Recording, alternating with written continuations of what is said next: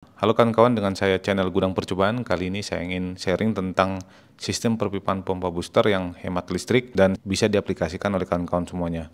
Sebelum menunjukkan hasil modifikasi yang sudah saya lakukan, terlebih dahulu saya menjelaskan kondisi awal dari sistem perpipaan yang ada di rumah yang saya tempati ini dan perubahan-perubahan yang saya lakukan. Di sini kawan-kawan bisa lihat seperti inilah layout dari sistem perpipaan di rumah yang baru saya tempati ini. Kawan-kawan bisa lihat sumber air dari PDAM, air langsung dialirkan ke bak pendam di belakang rumah. Kenapa menggunakan bak pendam? Karena tekanan air PDAM di sini tidak stabil, kadang nyala, kadang mati, tekanannya juga cukup rendah, sehingga perlu tangki pendam untuk menampung air PDAM tersebut. Kemudian di sini kawan-kawan bisa lihat menggunakan ball floating valve atau keran pelampung tipe bola, tidak menggunakan keran otomatis seperti ini, karena apabila menggunakan klep otomatis seperti ini atau produk Penguin contohnya auto valve, maka kita akan direpotkan dengan auto valve yang sering bermasalah, tersumbat kotoran, tersumbat batu, kerikil. Nah, itu akan sangat sensitif mempengaruhi kinerja auto valve. Tentang masalah yang sering terjadi di auto valve, boleh kawan-kawan tonton di video saya dengan link berikut. Jadi jenis floating valve seperti ini sangat direkomendasikan untuk penggunaan bak pendam. Kemudian air dari bak pendam ini akan dipompakan ke atas menggunakan pompa Sanyo PH 137AC. Di sini juga ada foot valve ya, yang berfungsi untuk mencegah aliran balik dari pompa ke bak pendam. Nah, kemudian di sini di atas juga menggunakan ball floating valve, tapi ada kekurangan. Apabila level airnya turun, maka ini akan men-trigger pompa otomatis nyala. Jadi pompanya bunyinya ya nyala mati ya. Dan untuk beberapa orang, suara pompa nyala mati tersebut cukup mengganggu. Jadi itu kekurangannya apabila menggunakan ball floating valve di tangki air yang diletakkan di lantai dak. Ini lantai dak saya 3,5 meter dari lantai dasar. Kemudian dari tangki air ini, air akan dialirkan ke semua pemakaian yang ada di dalam rumah maupun yang ada di belakang rumah. Kemudian karena kondisi air PDAM-nya kadang jernih, kadang kotor, akhirnya saya menambahkan ini 3 unit filter 10 inci. Saya letakkan di sisi keluaran pompa, bukan saya letakkan di sisi hisapan. Di mana urutannya yang pertama filter polipropilен 5 mikron yang fungsinya untuk menyaring lumpur, kemudian diikuti filter PP 1 mikron, kemudian yang terakhir CTO atau karbon aktif yang berfungsi untuk menyerap zat kimia dan juga bau kaporit air PDAM.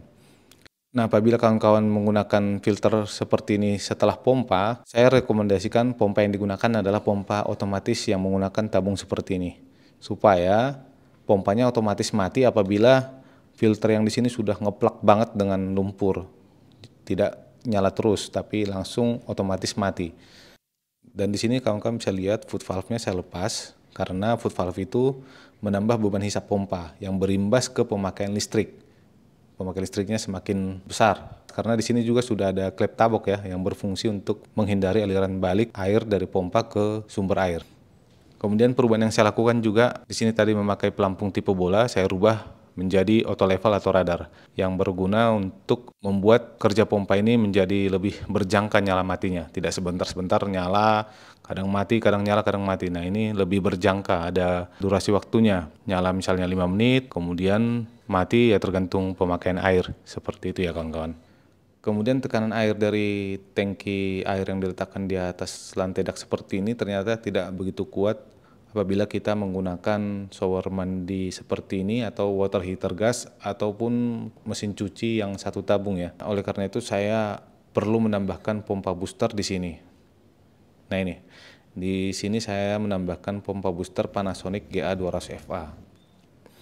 Nah, kekurangan sistem seperti ini adalah tekanan air yang kita terima apabila pompa mati itu cukup kecil karena ada hambatan di sini. Di bagian impellernya itu ada hambatan. Dan juga tidak semua keran butuh pemakaian pompa. Seperti toilet, ini tidak butuh pompa.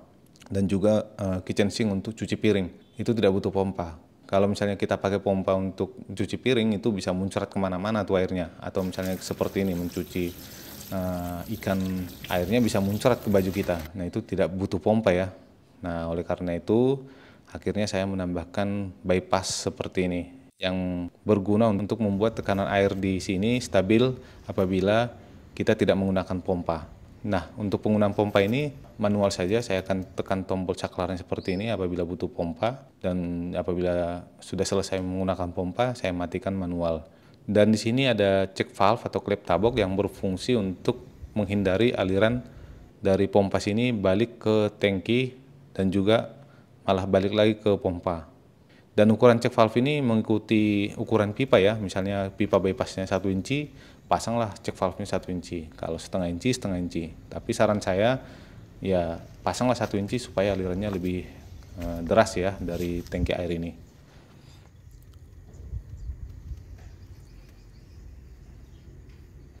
Nah, kekurangan seperti ini, adanya bypass seperti ini ternyata mengurangi sensitivitas sensor dari flow switch tersebut. Contohnya ini saya buka keran air di shower mandi, pompanya tidak langsung nyala. Nah, untuk membuat pompanya nyala, saya harus buka keran cabang satu lagi yang ini. Nah, ini langsung otomatis menyalakan pompa. Itu karena apa? Karena alirannya menjadi lebih besar apabila saya membuka dua keran cabang ini. Itulah yang menggerakkan sensor switch dari flow switch ini sehingga pompa nyala. Jadi itu kekurangannya, tapi itu tidak jadi masalah buat saya. Saya menjadi lebih nyaman juga. Misalnya nih saya mencuci piring, dengan bukan air yang sedikit, ternyata pompanya nggak langsung otomatis nyala. Sama juga untuk shower toilet, itu butuh aliran air kecil, tidak butuh aliran air deras. Jadi seperti itu ya kawan-kawan untuk kelebihan dan kekurangan dari sistem bypass seperti ini. Nah, ini kawan-kawan bisa lihat ini kondisi ideal untuk sistem perpipaan filter ya. Nah, filter itu cocoknya sebenarnya dipasang sebelum tangki pendam atau sebelum bak pendam. Tadi saya pasang di sini, ini menambah beban berat pompa juga. Tapi kalau misalnya dipasang sebelum tangki pendam atau bak pendam, ini akan bermanfaat untuk mengurangi kerja berat dari pompa ini. Kemudian untuk penampungan air PDAM tersebut, saya sarankan kawan-kawan menggunakan tangki pendam yang terbuat dari bahan plastik ya. Kalau kita menggunakan bak pendam itu rawan retak. Kalau udah retak ya udah, pemakaian air kita jadi boros jadinya, air bocor. Kalau tangki pendam seperti ini aman, jadi seperti itu. Nah, itulah kondisi ideal untuk sistem perpipaan air yang bisa kawan-kawan terapkan di rumah masing-masing.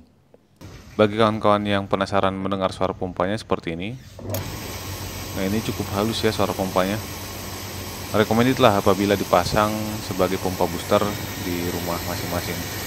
Ini Panasonic GA200FA. Nah, itu juga kawan-kawan bisa lihat ya jalur bypassnya seperti itu.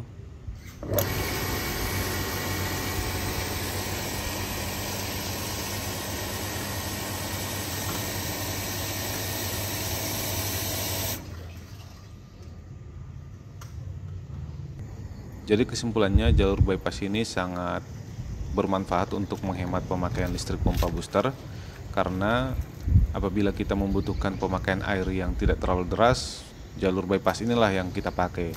Tapi apabila kita membutuhkan air yang deras, kita tinggal menyalakan pompa booster sehingga pompa bisa mengalirkan air yang deras sesuai dengan keinginan kita. Oke, sekian yang bisa saya sampaikan. Mudah-mudahan bermanfaat bagi kawan-kawan yang ingin memodifikasi pipa pompa booster. Lebih kurangnya saya mohon maaf. Apabila ada yang mau ditanyakan, silakan isi kolom komentar. Jangan lupa like dan subscribe. Terima kasih.